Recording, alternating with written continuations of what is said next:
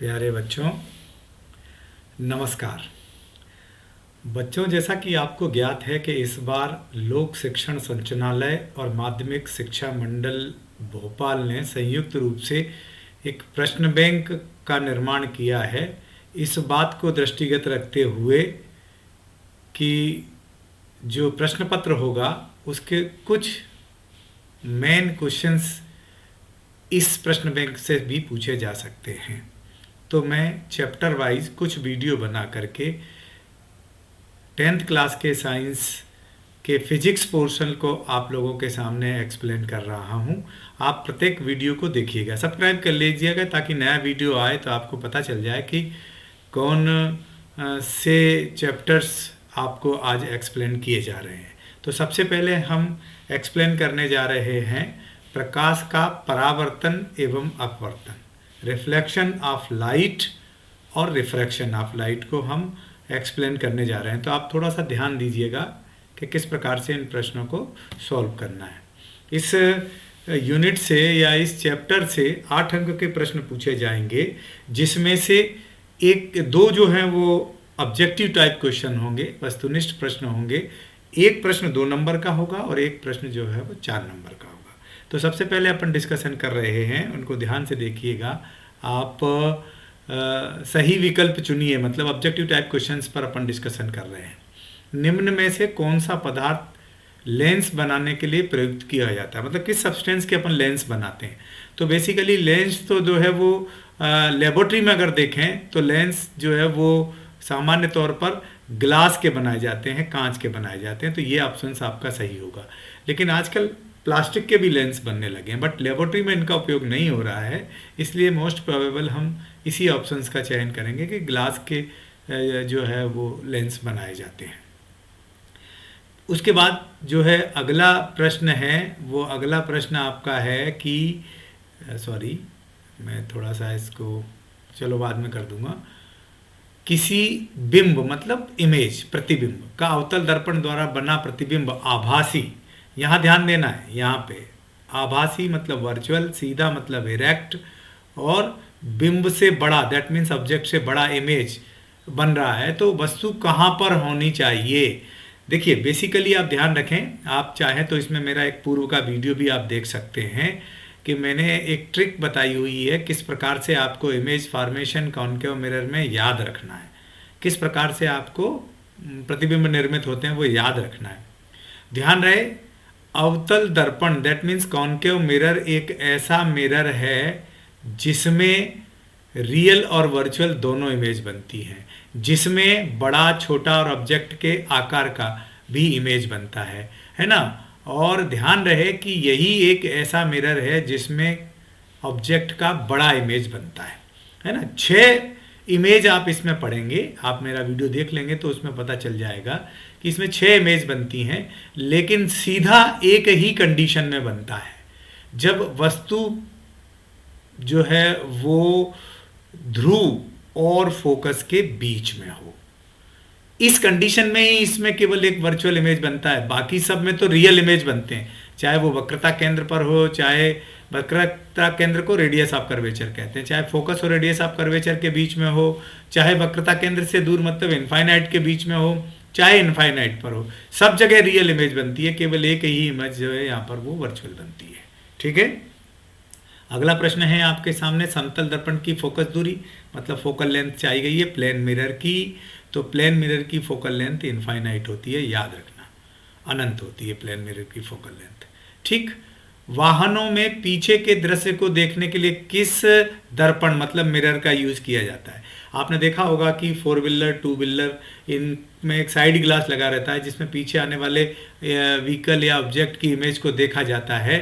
तो ध्यान रहे वो उत्तल दर्पण होता है, मतलब कॉन्वेक्स लेंस होता है। कौन सा लेंस रहेगा ये, कॉन्वेक्स। ठीक है।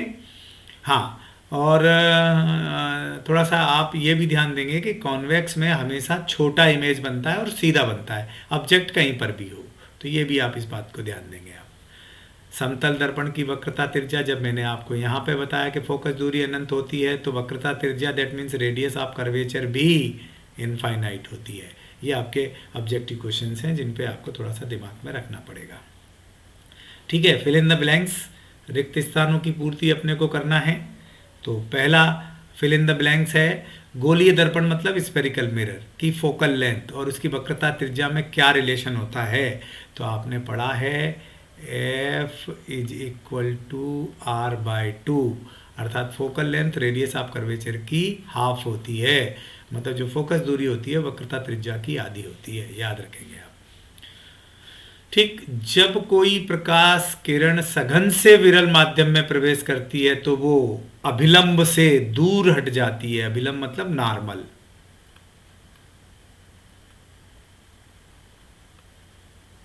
अभिलंब से दूर हट जाती है, ठीक है। और जब विरल से सघन में आती है तो अभिलंब की ओर मुड़ जाती है। अभिलंब को इसको नॉर्मल बोलते हैं इंग्लिश में, याद रखेंगे आप। ठीक, में प्रतिबिंब वस्तु से छोटा परंतु उल्टा बनता है। मैंने अभी अभी आपको बताया कि केवल अवतल दर्पण है, कॉनकेव मिरर, जिसमें वस्तु का छोटा बड़ा वस्तु के बराबर उल्टा और सीधा प्रतिबिंब बनता है। उल्टा प्रतिबिंब केवल अवतल दर्पण में बनता है, ये याद रखेंगे।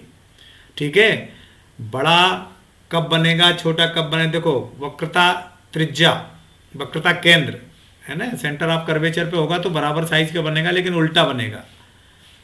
और फोकस और वक्रता केंद्र के बीच में होगा तो बड़ा बनेगा बट उल्टा बनेगा। फोकस पे भी बड़ा बनता है बट उल्टा बनता है। अनंत पे होता है तो उल्टा बनता है लेकिन छोटा बनता है। ये चीज़ें याद रखेंगे। छोटा बड़ा दोनों किस कंडीशन में बनता है, मैं फिर कह रहा हूँ, एक वीडियो फिर से इसके पैरेलल डाल दूंगा, उसको आप लोग देख लीजिएगा। ठीक, वाहन के पीछे के दृश्य को देखने के लिए दर्पण का आवर्धन एक से, भैया ध्यान रखें इसमें, एक से कम होता है, लेस देन, क्योंकि आवर्धन का ये फार्मूला है, ये वाला, या फिर ये भी आवर्धन का फार्मूला है एच डेस अपॉन एच, वस्तु के प्रतिबिंब का आकार बटे वस्तु का आकार। तो मैंने अभी अभी आपको बताया कि पीछे वाहन में पीछे के वाहन का इमेज देखने के लिए अपन लोग कॉन्वेक्स उत्तल दर्पण का इस्तेमाल करते हैं, और उत्तल दर्पण में प्रतिबिंब सदैव वस्तु से छोटा बनता है, तो ऑब्वियसली ये छोटा रहेगा, ये बड़ा रहेगा। जब हम छोटे को बड़े से डिवाइड करते हैं, छोटी संख्या को बड़ी संख्या से डिवाइड करेंगे तो एक से कम आएगा। तो यहाँ जो m होता है वो लेस देन 1 होता है। ध्यान रखेंगे, आवर्धन हमेशा एक से कम होता है और इसमें आभासी प्रतिबिंब बनता है, वर्चुअल इमेज। ठीक, वस्तुओं को हम की उपस्थिति में देख सकते हैं, प्रकाश की उपस्थिति में, लाइट, परावर्तन की घटना के कारण ही वस्तु को देख पाते हैं, तो प्रकाश की उपस्थिति में हम देख सकते हैं। ठीक, अगला सही जोड़ियां बनाइए। तो सही जोड़ियों के बीच में मैं आपको बता रहा हूं, उनको आप ध्यान से देखिए। डाईऑप्टर जो है ये लेंस की क्षमता का मात्रक है, डाईऑप्टर। तो लेंस की क्षमता ढूंढो इसमें, ये रहा, ये लेंस की क्षमता का मात्रक है ना। उत्तल लेंस बीच में मोटा, किनारों पे पतला होता है, ये देख लीजिएगा आप। अवतल लेंस की क्षमता जो होती है वो ऋणात्मक होती है।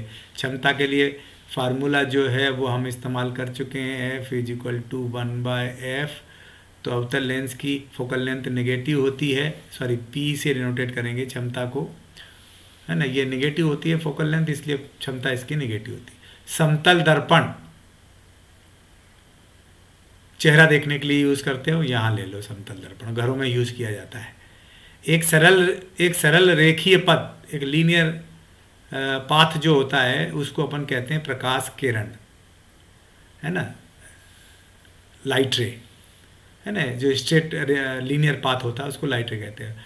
परावर्तक पृष्ठ अगर गोली हो तो उसको गोली दर्पण कहते हैं, जिसमें दो शामिल होते हैं, इसमें एक कॉनकेव और एक कॉन्वेक्स, है ना। जिसका स्पेरिकल सरफेस झुका हुआ हो वो कॉनकेव और जिसका स्पेरिकल सरफेस उठा हुआ हो वो कॉन्वेक्स। ठीक है, एक शब्द में अपने को उत्तर देना है। एक शब्द में उत्तर के लिए आप देखें, रेगिस्तान की मरीचिका किस क्रिया का उदाहरण है। तो यहाँ आप लिख सकते हो TIR, पूरा लिखना, टोटल इंटरनल रिफ्लेक्शन, हिंदी में बोलते हैं पूर्ण आंतरिक परावर्तन, आंतरिक परावर्तन की घटना है,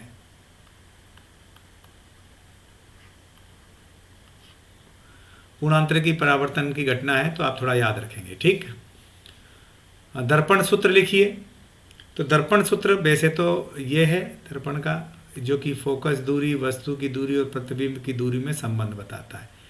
ये दर्पण फार्मूला है, दर्पण सूत्र कहते हैं, दर्पण समीकरण कहते हैं। लेकिन अगर यहाँ लेंस का पूछें तो लेंस के लिए u निगेटिव आ जाता है, 1/v माइनस 1/, ये लेंस रिफ्रैक्शन फार्मूला है और ये दर्पण का परावर्तन फार्मूला है या समीकरण है। फिर क्या कह रहे हैं, ये उस दर्पण का नाम लिखिए जो बिंब का सीधा तथा आवर्धित प्रतिबिंब बना सके। भैया ध्यान रखना है यहाँ पर, आवर्धित मतलब बड़ा, बड़ा प्रतिबिंब केवल सीधे स्थिति में अवतल दर्पण बनाता है, तो यहाँ पे अवतल दर्पण है ना। जब वस्तु प्रकाश केंद्र और फोकस के बीच में होती है तो उसका बड़ा प्रतिबिंब बनता है। तो केवल कॉनकेव मिरर है जो बड़ा इमेज बनाता है, वो आप देख लीजिएगा। ठीक, फिर इन्होंने एक शब्द में पूछा है कि एक आपतित किरण समतल दर्पण पर 30 के कोण से आपतित हो रही है। ये तो अपने को परावर्तन कोण बताना है, मतलब एंगल ऑफ इंसिडेंस 30 दिया हुआ है, आपको एंगल ऑफ रिफ्लेक्शन बताना है। तो यहाँ लॉज ऑफ रिफ्लेक्शन अप्लाइड होता है। लॉज ऑफ रिफ्लेक्शन ये कहता है एक angle of incidence is equal to angle of reflection, मतलब आपतन कोण और परावर्तन कोण सदैव बराबर होते हैं। तो अगर ये आपतन कोण 30 डिग्री का है तो परावर्तन कोण भी 30 डिग्री का ही होगा। अगर ये 45 का है तो यहाँ भी 45 का होगा, ये 50 का है तो यहाँ भी 50 का होगा। ये अपने को दिमाग में रखना है इसका इस्तेमाल करते हुए। ठीक, छोटे क्वेश्चंस हैं, इनके बारे में आपको बता दूं। गोली दर्पण किसे कहते हैं, इनके प्रकार को लिखिए। भैया स्फेरिकल मिरर किसको कहते हैं और उसके क्या टाइप्स हैं, तो लिख लो। जिसका परावर्तीय पृष्ठ गोली हो, यानी रिफ्लेक्टेड सरफेस अगर स्फेरिकल है तो वो स्फेरिकल मिरर कहलाएगा। और ये दो प्रकार के होते हैं, आप लोगों ने पढ़ लिए हैं। एक होता है अवतल मतलब कॉनकेव मिरर, दूसरा होता है कॉन्वेक्स, ठीक है, मतलब उत्तल दर्पण। दो प्रकार के होते हैं। ठीक, हीरे का, ये गलत लिखा हुआ है यहाँ पे, ये अपवर्तनांक है। हीरे का अपवर्तनांक 2.42 है। इस कथन से क्या तात्पर्य, क्या मीन है इसका, क्या कहना चाहता है। तो भैया दो चीजें मैं बता दूं, दो एक चीजें आप याद रखना। जिस ऑब्जेक्ट का रिफ्रैक्टिव इंडेक्स अर्थात अपवर्तनांक जितना ज्यादा होता है वो ऑब्जेक्ट उतना ही ज्यादा डेंसर होता है, अर्थात उसमें प्रकाश की चाल उतनी ही कम होती है ना। स्पीड ऑफ लाइट उतनी ही कम रहेगी, यहां अपने को दिमाग में रखना पड़ेगा। और एक बात कह सकते हो आप कि हीरे की तुलना में स्पीड ऑफ लाइट एयर में इतने गुना ज्यादा होती है ना। जो डायमंड में स्पीड ऑफ लाइट है उसके कंपेयर में एयर में 2.42 टाइम्स स्पीड ऑफ लाइट रहती है एयर के अंदर। ये आप ध्यान रखेंगे। तो कितनी बातें ध्यान रखना है, एक तो स्पीड ऑफ लाइट इतने गुना ज़्यादा है एयर में, दूसरा जिसका रिफ्रैक्टिव इंडेक्स उतना ज़्यादा होता है वो उतना ही ज़्यादा डेंसर रहता है, तीसरा उसमें एंगल ऑफ रिफ्रैक्शन, जब एयर से आप डायमंड में जाएंगे, हीरे में जाएंगे, तो उसका जो एंगल ऑफ रिफ्रैक्शन है, अपवर्तन कोण, वो उतना ही कम होगा। ये सब यही बताता है, अपवर्तनांक बताता है, मतलब रिफ्रैक्टिव इंडेक्स बताता है। कोई प्रकाश की किरण एक पारदर्शी माध्यम से दूसरे पारदर्शी माध्यम प्रवेश करते समय अपना पथ क्यों मोड़ लेती है, तो आप ये बता देना इसमें कि अलग अलग माध्यम में प्रकाश का वेग अलग अलग होता है। इस कारण एक माध्यम से दूसरे माध्यम में प्रवेश करते समय वो प्रकाश की किरण अपने मार्ग से विचलित हो जाती है, पथ को मोड़ देती है। मतलब एक मीडियम से दूसरे मीडियम में जब जाते हैं तो स्पीड ऑफ लाइट डिफरेंट होने के कारण वो अपने पाथ को बेंड कर लेती है। ये बता देंगे आप इसमें। फिर है आपका बड़ा प्रश्न, आपको पूछा हुआ है, इसमें 4 नंबर का भी एक प्रश्न आना है, तो थोड़ा सा आप ध्यान से देख लें। पहला प्रश्न क्या है, प्रकाश के परावर्तन से आप क्या समझते हैं, इसके नियम लिखिए। भाई साहब हम आपको बता सकते हैं प्रकाश का परावर्तन क्या होता है कि जब प्रकाश की किरण किसी परावर्तीय पृष्ठ से टकराकर उसी माध्यम में वापस लौट जाए तो ये घटना प्रकाश का परावर्तन कहलाती है। मतलब लाइट रेज किसी मीडियम से टकराकर उसी मीडियम में अगर वापस बेंड हो जाए, लौट जाए, तो ये घटना प्रकाश का परावर्तन कहलाती है। ठीक है। नियम 2 है, एंगल ऑफ इंसिडेंस और एंगल ऑफ रिफ्लेक्शन हमेशा इक्वल रहते हैं। ये एक पहला नियम है। एक, आपतन कोण सदैव परावर्तन कोण के बराबर होता है। दूसरा नियम है आपतित किरण, यहाँ पर देखो, यहाँ पे आपतित किरण, परावर्तित किरण और आपतन बिंदु पर अभिलंब तीनों एक ही तल में होते हैं। ये 2 नियम हैं इसके। ठीक है। मैं थोड़ा सा इसको इरेज कर दूं क्योंकि मुझे अगले क्वेश्चन को बताने के लिए ज़रूरत पड़ेगी। अगला क्वेश्चन है इसका स्नेल का नियम। स्नेल का नियम लिखिए, चित्र सहित इसको समझाइए। मैं चित्र बना देता हूँ। जब स्नेल का नियम कब फॉलो होता है वो देख लीजिए आप। जब प्रकाश की किरण एक माध्यम से दूसरे माध्यम में प्रवेश करती है। ठीक है। तो अपने मार्क से, ये एंगल ऑफ इंसिडेंस है, ये एंगल ऑफ रिफ्रैक्शन है। ये मैंने तब बनाया हुआ है जब प्रकाश की किरण विरल यानी रेयर मीडियम से डेंसर मीडियम में जा रही है, तब का डायग्राम है। और ये अभिलंब की ओर मुड़ती, ये आपतन कोण है, ये अपवर्तन कोण है। Angle of incidence, angle of refraction. और स्नेल का नियम ये है, मैं इसको बाद में परिभाषित कर देता हूँ, पहले लिख देता हूँ। Mu is equal to sine i upon sine r, है ना। ये मैंने लिख दिया है लेकिन जरूरी नहीं है, कभी कभी यहाँ लिख देते हैं sine i upon sine r is equal to constant. मतलब ये कहते हैं कि आपतन कोण की जया और अपवर्तन कोण की जया का एक निश्चित अनुपात होता है जिसे माध्यम का अपवर्तनांक कहते हैं। या ऐसा भी कह सकते हो, केवल स्नेल का नियम इतना भी कह सकते हो कि एंगल ऑफ इंसिडेंस और एंगल ऑफ रिफ्रैक्शन के साइन, है ना। नहीं, मैं फिर से इसको डिफाइन करता हूं कि the ratio of angle of incidence, sine of angle of incidence and sine of angle of refraction remains constant and this is called refractive index of medium, है ना। आपतन कोण की जया और अपवर्तन कोण की जया का एक निश्चित अनुपात होता है जिसे माध्यम का अपवर्तनांक कहते हैं। ठीक है। ये आप देख लेना, ये स्नेल का नियम है और मैंने डायग्राम ये बना दिया है। इसको थोड़ा सा अच्छे से आप किताब में देख करके बना लें। ठीक। अगला प्रश्न आपका कहता है समतल दर्पण द्वारा बनाए गए प्रतिबिंब की 4 विशेषताएं लिखिए।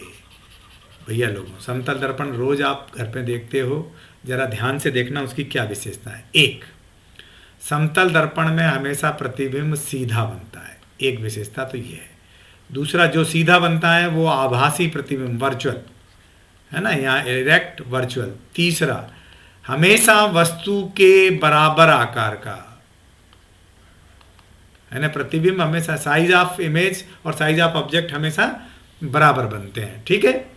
और चौथा, आप ये भी कह सकते हो कि इसमें पार्श्व व्युत्क्रमण होता है। पार्श्व व्युत्क्रमण मतलब लेटरल इन्वर्सन होता है इसमें, लेटरल इन्वर्सन। लेटरल इन्वर्सन किसको कहते हैं, है ना। जैसे अपन सीधा हाथ अगर बालों में चलाएं तो दर्पण में उल्टा चलता हुआ प्रतीत होता है। ये 4 इनकी विशेषता हैं जो आप देख लीजिएगा और उनको कर लीजिएगा ठीक से, है ना। अगला प्रश्न है आपका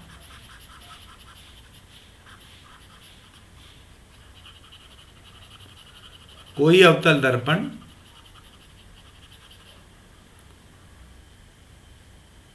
अपने सामने 10 सेंटीमीटर की डिस्टेंस पर, 10 सेंटीमीटर दूरी पर रखे किसी बिंब का मतलब प्रतिबिंब का 3 गुना आवर्धित वास्तविक प्रतिबिंब बनाता है। दर्पण प्रतिबिंब दर्पण से कितनी, मतलब v पूछा। बहुत सिंपल।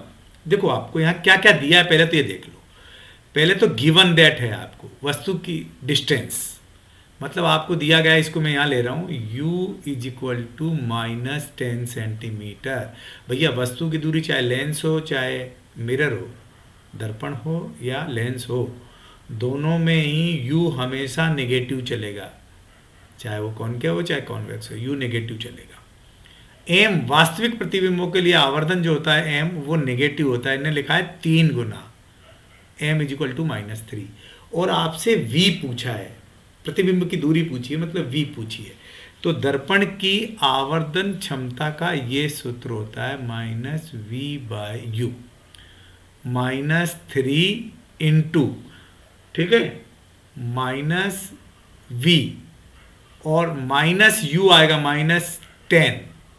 इस ये फार्मूला होता है, यहाँ से v निकालना अपने को, माइनस माइनस कैंसिल हो जाएगा, इसका गुणा इधर हो जाएगा, तो v is equal to -30 centimetre. Minus बता रहा है कि वास्तविक प्रतिबिंब बन रहा है, माइनस बता रहा है कि दर्पण में लेफ्ट हैंड साइड पर, पोल से लेफ्ट हैंड साइड पर है ना, ध्रुव से लेफ्ट साइड पर ही प्रतिबिंब बन रहा है। ध्यान रखेंगे, बिल्कुल इजी फार्मूला है केवल ये, है ना। वैसे आप और भी तरीके से निकाल सकते हो, यहाँ से v की वैल्यू निकाल लो, यहाँ से v इज इक्वल टू -30 करके लेंस रिफ्लेक्शन फार्मूले का इस्तेमाल करो, फोकल लेंथ निकालो, फिर निकालो, लेकिन वो टिपिकल मामला हो जाएगा, ये ज़्यादा इजी रहेगा आपका, इसको देख लेंगे आप ध्यान से। अगला है 5वां, 2 मीटर फोकस दूरी वाले किसर ने किस अवतल लेंस की क्षमता, किसी अवतल लेंस की, ये किसर नहीं है, किसी अवतल लेंस की क्षमता ज्ञात कीजिए।